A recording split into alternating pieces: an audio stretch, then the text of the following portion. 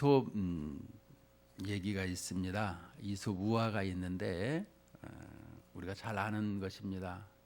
바람하고 이 햇빛하고 내기를 합니다. 지나가는 사람이 있는데 저 사람의 옷을 누가 벗길 수 있을까?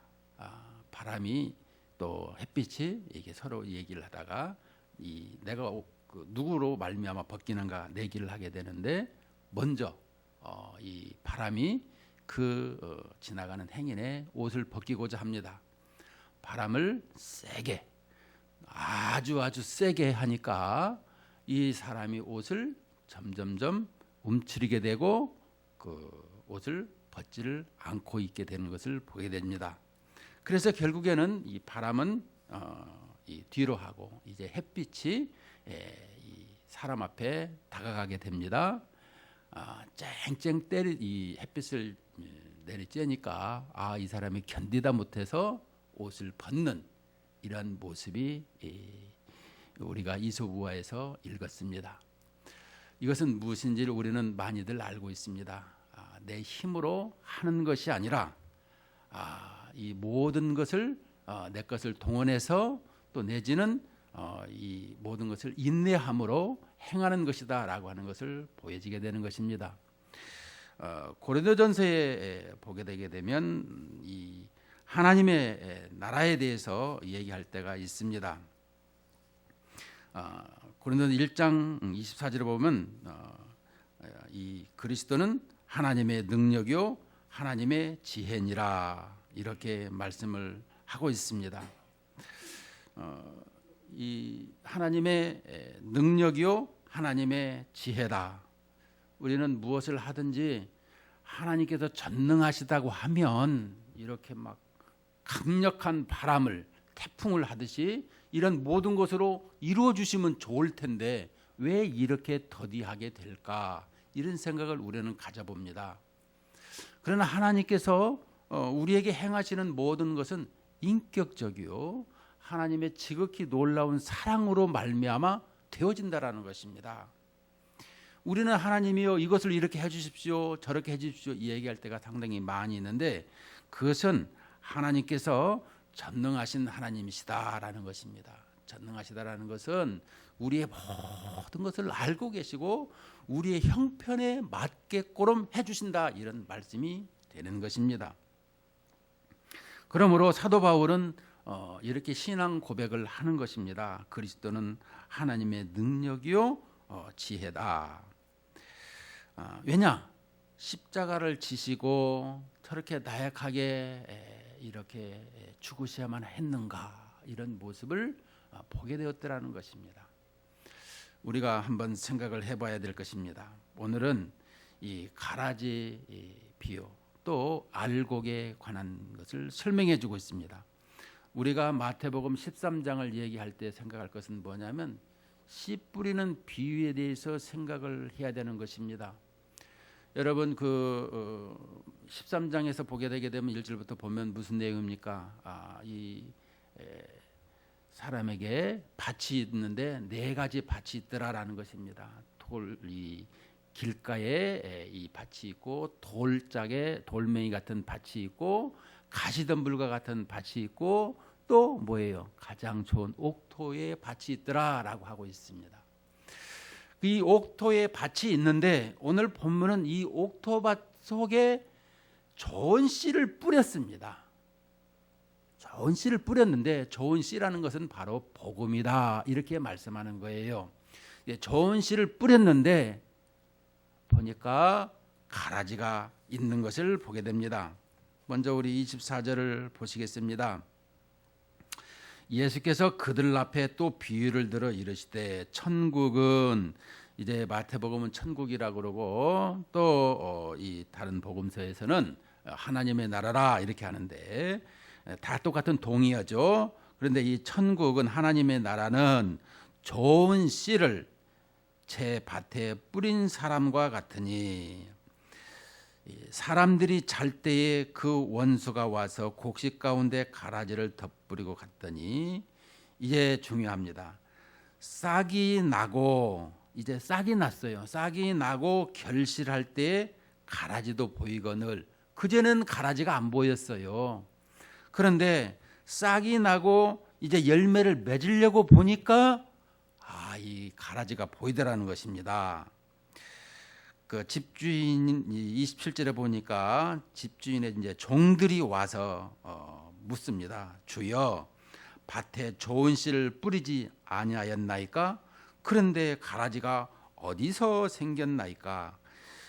가라지가 어디서 생겼나이까? 라고 했는데, 여기에서 25절에 보면 사람들이 잘 때에 라고 하고 있습니다. 사람들이 잘 때에 그 원수가 와서 곡식 가운데 가라지를 덧뿌리고 갔더니, 그 원수가 뭐예요? 이 36절에서 43절을 보면 여기에 대한 설명이 있습니다. 36절에 보면 이에 예수께서 무리를 떠나사 집에 들어가시니 제자들이 나와 이르되 밭의 가라지의 비유를 우리에게 설명하여 주소서. 대답하여 이르시되 좋은 씨를 뿌리는 이는 인자요. 좋은 씨는 그러니까 인자 예수 그리스도 복음이라는 말씀입니다. 밭은 세상이요, 좋은 씨는 천국의 아들들이요, 가라지는 악한 자의 아들들이요. 가라지를 뿌린 원수는 마귀요, 추수 때는 세상 끝이요, 추수꾼은 천사들이니 그런즉 가라지를 거두어 불에 사르는 것 같이 세상 끝에도 그러하리라. 자, 여기서 보게 되게 되면 그 원수가 누구예요? 바로 마귀라, 이렇게 설명해 주고 있어요. 그러니까 복음을 들을 때에 우리는 날마다 깨어 있어서 들어야 되는데, 우리가 잠잘 때에 이 가라지를 누가요? 마귀가 와서 뿌린다라는 거예요. 그런데 그것을 우리는 모르는데 어느 때 아느냐? 보니까 싹이 나고 결실할 때에서 알게 되었더라라는 것입니다. 우리는 처음부터 예수 그리스도를 아는 것이 아니라 때가 되매 이렇게 싹이 나고 결실할 때가 되니까 그때서 알게 되었더라라는 것입니다. 내가 예수 그리스도를 언제부터 알게 될까요? 언제부터 예수 그리스도를 이렇게 영접하고 만나고 하나님을 마음껏 이렇게 찬송할 수 있었을까요? 우리는 이것을 돌아볼 수가 있는 것입니다. 보니까 이 싹이 나고 결실할 때 가라지도 보였더라라고 하는데, 그러면 이 가라지를 어떻게 할까요? 라고 하고 있습니다. 그래서 종들이 가서 가라지를 뽑기를 원하시나이까 28절에 보니까 주인이 이르되 원수가 이렇게 하였구나. 종들이 말합니다. 그러면 우리가 가서 이것을 뽑기를 원하시나이까? 여러분, 이 가라지가 이 득세를 하고 있고, 이 가라지가 상당히 힘들게 하는 요소가 있는 것을 우리는 압니다. 우리는 1차적으로 여기서 말씀하시는 농작물에 대한 것을 설명할 수 있어요. 이 벼를 심게 되게 되면 어느 순간 이 돌피라는 것이 있습니다. 그런데 벼의 뿌리는 노랗고 싹이 나와도 노랗죠. 근데 이 돌피는 뿌리가 하얗습니다. 그리고 아주 깊게 박혀요. 그러니까 괴롭습니다. 그런데 이게 성장을 하면서 보면 쑥쑥 너무너무 잘 자라요. 목도 이렇게 벼보다도 더 뻘쭘하게 나와가지고 아주 이게 뻣뻣하게 서 있어요. 우리는 이 가라지를 얘기할 때마다 그저 1차적으로 농사 지을 때 가라지다 이렇게 생각하고 있지만, 2차적으로 우리에게 내용을 보게 되게 되면 바로 이 알곡을 얘기한다는 거, 알곡을 설명하기 위한 것인데, 그 알곡은 바로 우리의 생명을 설명해 주고 있는 거예요. 그러니까 알곡이 상할까 봐 가라지를 그대로 두어라 라고 하는 것은 우리의 생명이 다칠까 봐, 그래서 우리 주님께서는 한 영혼을, 우리의 생명을 그렇게 귀하고 여기기 때문에 가라지에 대한 것은 놔두어라. 왜? 하나님께서 계획을 가지고 계세요. 우리에게는 지키시고 보호하시려고 하는 그런 것과 하나님의 자녀들에게, 또 나아가서 가라지에게는 이미 심판을 해서 그들은 따로 탈곡하는 이런 단을 묶어서 불태우는 이런 모습으로 심판을 하시겠다라고 계획이 있었던 것입니다. 그렇더라면 우리는 지금의 현재에 있어서 가라지와 함께 이렇게 공유하는 이런 공존하는 삶 속에 있어서 너무너무 힘든 것을 우리는 알 수가 있습니다. 하나님, 그것은 알아요. 그런데 지금 같이 살아가는데 너무너무 괴롭습니다. 이것이 우리에게 문제이고 하나님께서 이것을 우리에게 말씀하시고자 하는 것이 본문의 내용인 것입니다. 여러분, 그 자녀가 내 이 자녀가 잘 자랄 때에 이 씨를 뿌리면 성장을 하는 것입니다. 그리고 결실을 하는 것이죠. 이 성장 때에 그 영양분을 잘 주잖아요. 그런데 우리 자녀들을 한번 생각해 보실까요? 그 자녀들에게 이제 잘 크라고 맛있는 음식을 많이 만들어서 이렇게 그 식탁에 올리는데, 학교 갈 때는 도시락도 이렇게 탁 싸서 맛있는 걸로 줍니다. 근데 학교를 가니까 힘센 애들이 와서 다 먹어버리는 거예요. 그럼 어떻게 되냐라는 것이죠. 내 자녀가 잘 먹기를 원하는데, 근데 힘센 놈이 다 뺏어 먹어버려? 이러면은 이제 그때부터 상황이 좀 달라진다라는 것입니다. 내가 이렇게 하기를 원하는데 이 직장에서 또 교회에서 또 이런 가정에서 이 아는 사람들과의 관계성에서 이것이 나를 괴롭게 한다라는 거예요. 그래서 우리가 질문합니다. 이걸 뽑아버릴까요? 아니, 놔둬라. 안 뽑으면 어떡할 건데요? 자꾸 질문하는 거예요. 우리도 모르게 이것 때문에 고민이 있는 거예요. 이 대목을 구약의 이 시편 기자가 이렇게 말씀해요. 시편 73편을 읽어보면 이 시편 73편 3절부터 이 8절까지를 보면은 이렇게 말씀합니다. 이는 내가 악인의 형통함을 보고 오만한 자를 질투하였음이로다. 그들은 죽을 때에도 고통이 없고 힘이 강건하며 사람들이 당하는 고난이 그들에게는 없고 사람들이 당하는 재앙도 그들에게는 없나니 그러므로 교만이 그들의 목걸이요 강포가 그들의 옷이며 살찜으로 그들의 눈이 솟아나며, 이 눈이 솟아난다라는 것은 이렇게 살이 쪄가지고 팅팅 부는 이런 눈이 아니라 히브리 말로는 아주 건강한 몸짱이라는 것을 설명해 주고 있습니다. 그것을 눈이 솟아나며 이렇게 표현하고 있는 것인데요. 또 그들의 소득은 마음의 소원보다 많으며, 소득이 마음의 소원보다 많다라는 거예요. 또 그들은 능욕하며 악하게 말하며 높은 데서 거만하게 말하는데, 12절에 보면 더욱더 화가 납니다. 볼지어다 이들은 악인들이라도 항상 평안하고 재물은 더욱 불어나도다. 아니, 어떻게 재물이 갈수록 더 불어나고 이렇게 나를 힘들게 할 수 있는가? 이런 이 가라지들이 더 잘 되고 있는 것을 볼 때마다 분통이 터져서 견딜 수가 없더라고. 이 시편 기자는 이렇게 지금 하나님께 항의하는 거예요. 여러분들은 어떻게 생각하십니까? 왜 나에게는 이렇습니까? 라고 얼마든지 할 수 있더라고 말씀해 주고 있는 것입니다. 그런데 17절에 보게 되면 그가 이렇게 말합니다. 하나님의 성소에 들어갈 때야 그들의 종말을 내가 깨달았나이다. 언제요? 성소에 들어갈 때. 우리는 보게 되게 되면 그들을 지금은 이렇게 형통하고 고통도 없고 또 하는 일마다 잘 되고 날마다 소득은 그렇게 잘 불어나는데, 이것을 보고 이제 우리들은 그리스도인들은 고통이 많고 환난이 많고 소득도 얼마 생기지도 않고 왜 나한테 이런 것이 있을까?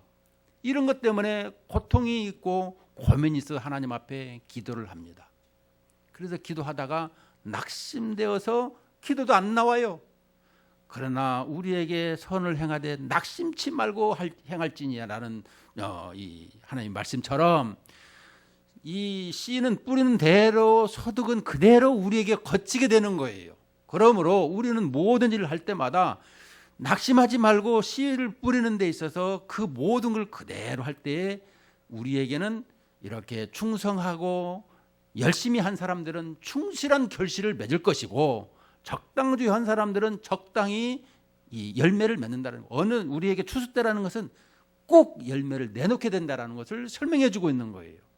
그러니까 내가 내놓고 싶고 안 내놓고 싶고 이것이 아니에요. 내놓을 수밖에는 없는 거입니다. 우리의 삶 속에서 이것을 말씀해 주고 있는 것입니다. 그래서 이 시편 기자는 성소에 들어갈 때 알았는데, 그러면 어떻게 해야 되는가? 그래서 28절에서 말합니다. 하나님께 가까이함이 내게 복이라. 내가 여호와를 나의 피난처로 삼아 주의 모든 행적을 전파하리이다. 주님께서 나에게 행하신 것, 이것을 나는 전파하면서 살아야 되는 것이다. 어떻게요? 나를 이렇게 예수 믿고 구원받게 하시고 하나님의 자녀가 되게 하셨다라는 것, 이것을 기억해야 되는 거예요. 여러분, 내가 하나님의 나라의 자녀가 되었다라는 것, 얼마나 중요한지 우리는 늘상 기억할 수 있어야 되는 것입니다. 지금 신약에 와서 예수 믿고 구원받고 바로 하나님의 이 영접하는 순간에 하나님의 우편에, 에베소 2장 6절에 보니까 하나님의 우편에 내가 앉게 된 것을 설명해 주고 있어요. 구원을 받아갖고 있더라는 거 설명해 주고 있는데, 우리는 구약에도 보게 되면 그 모든 것을 예표론적으로 설명을 해주고 있습니다. 자, 이 애굽을 볼 때마다 애굽은 세상이라고 하였습니다. 이 세상에서 너무너무 힘들 때에 하나님께서 부르짖음을 들으시고 그들을 인도하시는데, 홍해 바다를 건널 때 그 홍해 바다를 이 고린도전서 10장에서 뭐라고 합니까? 바로 세례받은 것을 설명해 주고 있는 거예요. 그러니까 홍해 바다를 건너는 것을 통해서 이스라엘 백성들이 하나님의 나라에 들어가는 관문, 이것을 설명해 주고 있는 것입니다.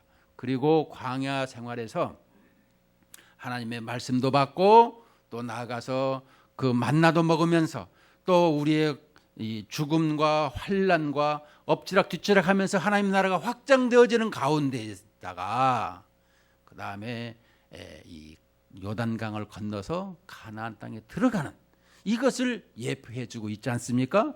우리는 이 예수께서 실체적으로 이 땅에 오셔서 우리에게 예수 그리스도를 믿으면 영원한 생명으로 이제 우리에게 말씀해 주고 있는 것을 알 수가 있는 것입니다.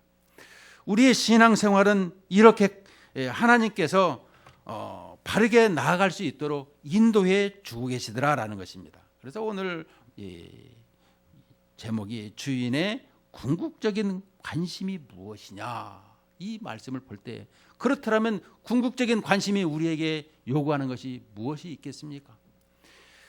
씨 뿌리는 비유를 통해서 하나님의 나라는 말씀으로 임한다라고 설명해 주고 있습니다.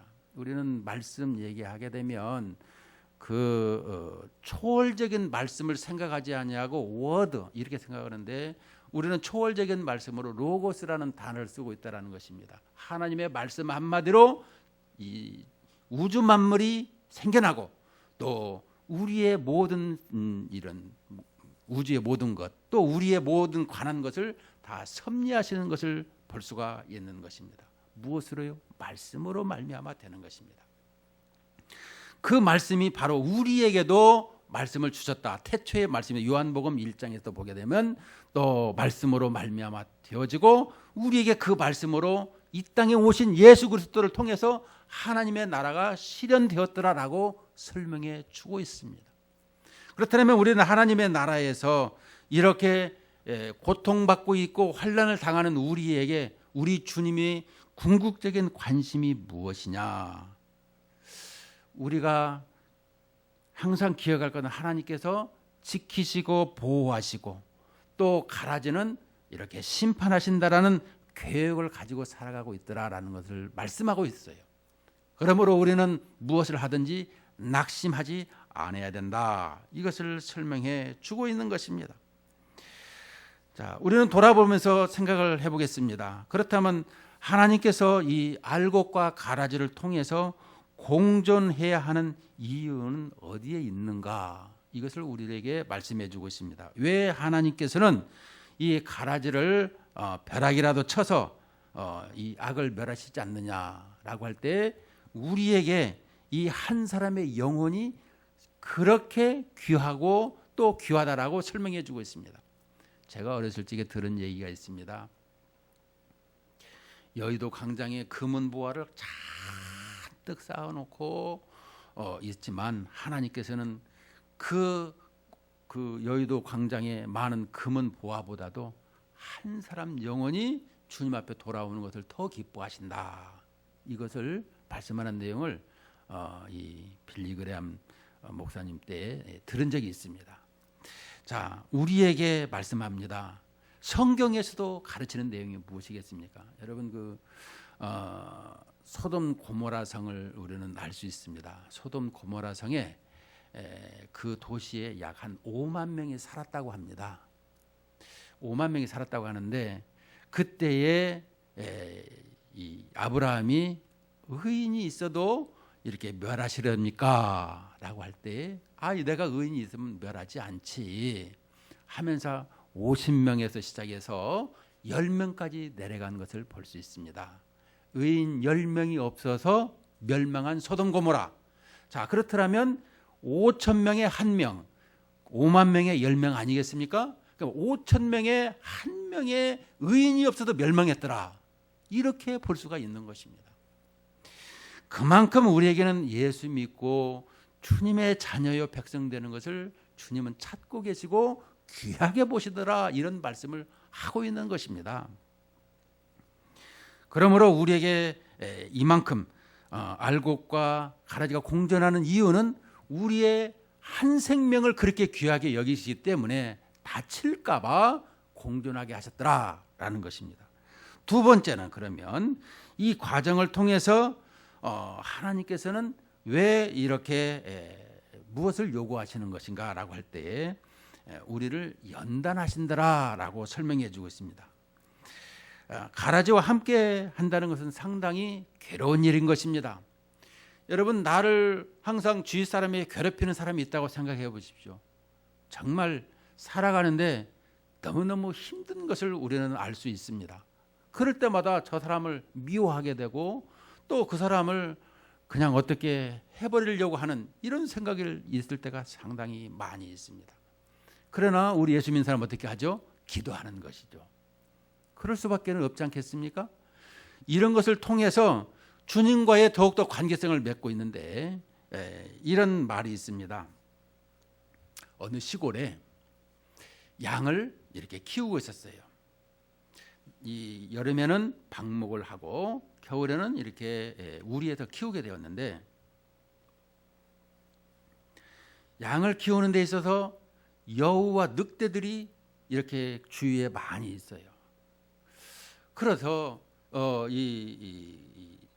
그런대로 이 여름에는 잘 키웠는데 겨울이 되다 보니까 이 겨울에 이 늑대 울음소리 때문에 이 양들이 잠을 못 자는 거예요. 그냥 불안해가지고 그냥 서성서성 해가지고 이 잠을 못 자니까 주인이 이 사냥꾼을 사가지고 여우하고 늑대를 다 이게 청소를 해버립니다. 죽여버립니다. 그래서 이제 이 양들이 여름철에는 이 벌벌 떨거나 두려움 없이 잘 먹고 이렇게 토실토실 살이 쪘어요. 근데 이 겨울이 되었는데 이 양들이 얼어 죽는다라는 것이에요. 그래서 왜 얼어 죽느냐라고 해서 보니까 이 양들에게 우리도 따뜻하게 해주고 다 해줬는데도 불구하고 죽는 것을 보면서 한 가지 깨달은 것이 뭐냐. 여우나 늑대가 이렇게 으르렁대고 소리를 낼 때에는 그들이 두렵고 무서웠고 그래서 벌벌 떠니라고 어찌해야 되나 하고 일어나서 서성서고 돌아다녔더라는 거예요. 그러니까 운동을 했더라는 것입니다. 추운 겨울에 잠을 안 자고 일어나 돌아다녔더라는 것이죠. 그런데 여우나 늑대 울음소리가 없으니까 그저 한번 먹으면 늘어져라 자는 것이죠. 자다 보니까 추워서 얼어 죽어버렸어. 이것은 무엇이겠습니까? 우리를 한번 돌이켜 생각을 해보겠습니다. 우리는 그런 얘기가 예화는 참 많이 있습니다. 이렇게 고통이 있어도 그것을 이겨낼 수밖에 없는 것. 저 강원도에서 서울로 올 때에 이 물고기가 비실비실해지니까 거기다 상어를 넣어갖고 온다라는 사실 우리 많이 알죠. 이처럼 우리에게 이런 환난과 어려움과 고난이 없더라면 안 된다는 우리 주님께서는 알고 이렇게 행하신다라는 거예요. 그것도 그 사람의 성향이나 그 사람의 실력이나 능력도 봐가면서 거기에 맞게끔 하시더라는 것을 너무너무 많이 봅니다. 어린아이에게 무거운 것을 하는 것이 아니라 어린아이에 맞는 것으로, 어른은 어른에 맞는 것으로 해서 이렇게 하나님께서 우리를 지키시고 보호하시고 인도하시면서 항상 우리의 바른 길로 인도하더라, 이런 말씀이 되는 것입니다. 우리는 오늘 본문 속에서 느끼는 것이 무엇이겠습니까? 주인의 궁극적인 관심은 우리가 알곡으로서 토실토실 이렇게 열매를 잘 맺기를 원하는 것을 설명해 주고 있는 것입니다. 그런데 우리는 이렇게 뜨거운 여름철에 영양 공급을 잘 받아야 되는데 이 가라지 때문에 화가 난다고 이렇게 왜 안 뽑고 계십니까? 어쩌실라고요? 이렇게 대항할 때가 많이 있는데 우리의 그 모든 것을 아시는 주님께서 그것을 그렇게 허용하고 있더라라는 것을 우리는 안다라면 여기에서 내가 최선을 다해서 이기고 나아가려고 하는 이런 모습이 주어져야 된다라는 것입니다. 그래서 환난을 통해서 더욱더 강한 믿음의 사람들이 되고 또 참된 지혜를 배우게 되는 것을 말씀해 주고 있는 것입니다. 특별히 우리에게 이 오늘 그 49절에서 13장 49절에서 보면 여기에 그 천국이라는 것은 지금 하나님의 나라에 대해서 말씀한다 그랬어요. 물고기를 그물에 이게 들어온 것을 말합니다. 천국은 마치 바다에 치고 각종 물고기를 모으는 그물과 같으니 그물에 가득함에 물가로 끌어 내고 앉아서 좋은 것은 그릇에 담고 못된 것은 내버리느니라. 세상 끝에도 이러하리라. 천사들이 와서 의인 중에서 악인을 갈라내어 풀무불에 던져 넣으니 거기서 울며 이를 갈리라. 그러니까 우리 교회 내에서도 이런 부분이 우리 교회는 없죠. 근데 다른 교회를 우리가 한번 볼 때에 교회마다 이렇게 그리스도인들이 있지만 알곡과 가라지가 있는 것을 우리는 이렇게 알게 되고 또 가라지는 버리는 이런 모습을 설명해 주고 있고요. 또 그들은 이 가라지는 끝까지 가라지라는 것을 알아야 되는 것입니다. 가라지가 알곡되는 일은 절대 없습니다. 성경에서 가르치는 말씀이고요. 그래서 그 가라지는 언젠가는 본색이 드러낸다. 그러니까 그리스도인들도 그리스도인이 뭐 저래 그렇지만 그리스도는 끝까지 그리스도인이기 때문에 이 태생부터 근원부터 그리스도인이라는 것입니다.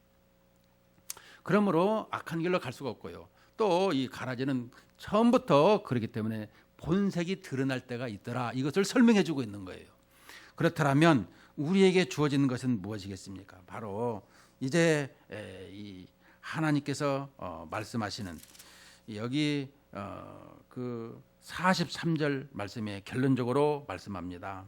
42, 43절에 보면 풀무불에 불법을 행하는 자들을 거두어내어 풀무불에 던져 넣으니 거기서 울며 이를 갈게 되리라. 그때의 의인들은 자기 아버지 나라에서 해와 같이 빛나리라.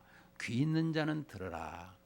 귀가 없는 사람이 어디 있겠습니까? 그러나 영의 귀가 열려서 이 말씀을 들어다오.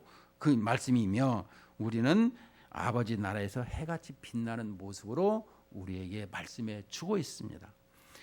우리는 이렇게 충성되게 열매를 맺어서 하나님 앞에 들을 때 이런 해같이 빛나는 모습을 설명해 주고 있습니다. 얼마나 복된 우리의 그 말씀인지 몰라요.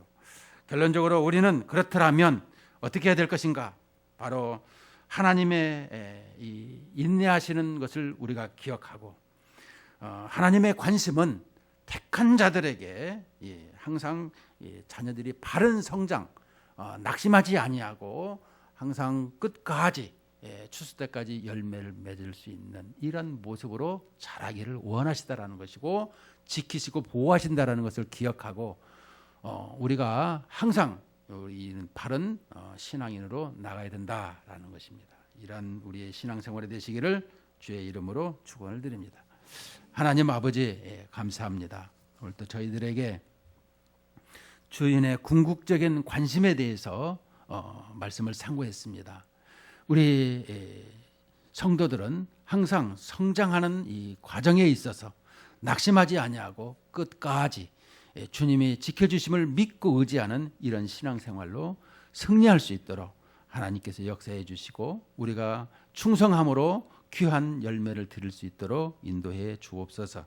예수 그리스도의 이름으로 기도합나이다. 아멘.